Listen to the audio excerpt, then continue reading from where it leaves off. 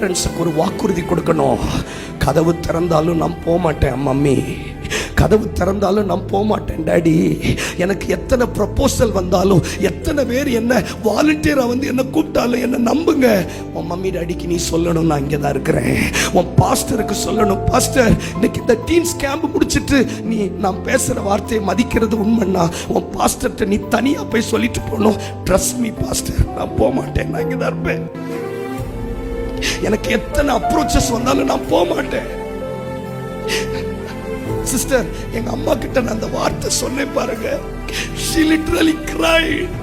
அவங்க சொன்னாங்க, இனி எனக்கு கவலை இல்லை, என் பிள்ளை கதவு திறந்திருந்தாலும் போக மாட்டான். என்ன நான் என் ஃப்ரெண்ட்ஸு கூட போறேன்னு சொல்லும் போது எங்க அம்மா, எனக்கு இதெல்லாம் நினைச்சு பாக்குறேன். எங்க அம்மா தொக்கு தொக்குன்னு வெளியில ஓடி வருவாங்க. ஒரு பக்கம் சமைக்கணும், ஒரு பக்கம் அப்பாவுக்கு சாப்பாடு கொடுக்கணும். அதனால வெளியில வருவாங்க. வேண்டாம் வருப்பா, போயிட்டு பத்திரமா வாப்பான்னு சொல்லுவாங்க. அவங்களுக்கு நல்லா தெரியும் நான் குடிக்க போறேன்னு.